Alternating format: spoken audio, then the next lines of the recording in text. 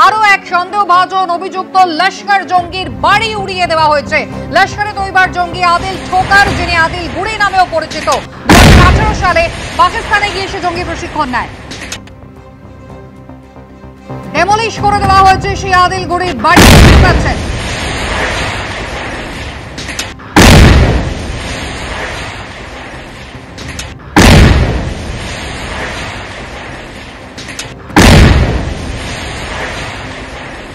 কড়া টক্কর দেওয়া হবে। ভারত মোটেই ছেড়ে কথা বলবে না। যেভাবে একেবারে পাকিস্তানের মদতে জঙ্গিরা ঢুকে এদেশের নাগরিকদের হত্যা করেছে, প্রত্যেকটা উত্তর তাদেরকে দেওয়া হবে।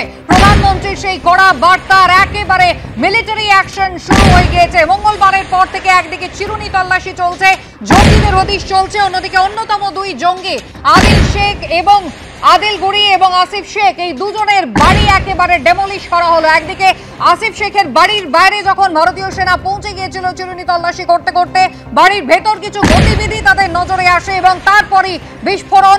বাড়ির একটা বড় অংশ একেবারে ভেঙে চুরে ধ্বংসস্তূপে পরিণত হয়েছে। আর অন্যদিকে আদিল গুড়ি, যার বাড়ি কিন্তু একেবারে বিস্ফোরণে উড়িয়ে দেওয়া হয়েছে।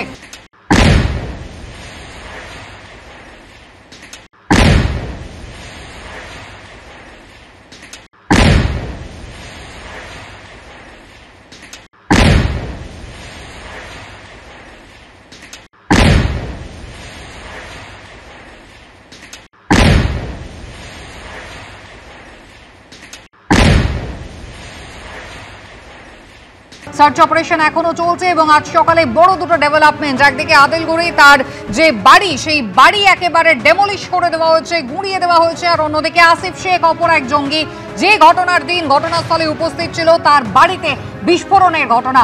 আমাদের প্রতিনিধি বিজেন্দ্র সিংহ সরাসরি কাশ্মীর থেকে, পেহেলগাঁও থেকে রয়েছেন আমাদের সঙ্গে। বিজেন্দ্র, আরেকবার জানতে চাইব।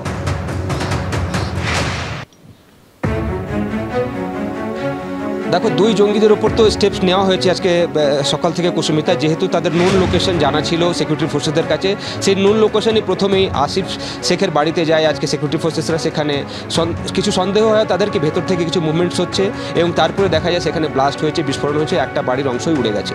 অন্য একটা জঙ্গি যার সিকিউরিটি ফোর্সেসরা অনুমান করছেন যে তার একটা ভূমিকা ছিল পুলওয়ামা অ্যাটাকে, সে হলো আদিল গুড়ি। তার বাড়ি আজকে গুড়িয়ে দেওয়া হয়েছে, ডেমোলিশ করে দেওয়া হয়েছে।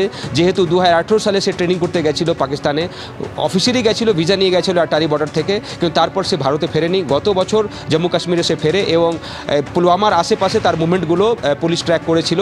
সেক্ষেত্রে তার একটা ভূমিকা ছিল, লোকাল সাপোর্ট সে দিয়েছে, এরম একটা সন্দেহ রয়েছে, কেন কি তাকে ট্র্যাক করা যাচ্ছে না সিকিউরিটি ফোর্সেসের তরফ থেকে।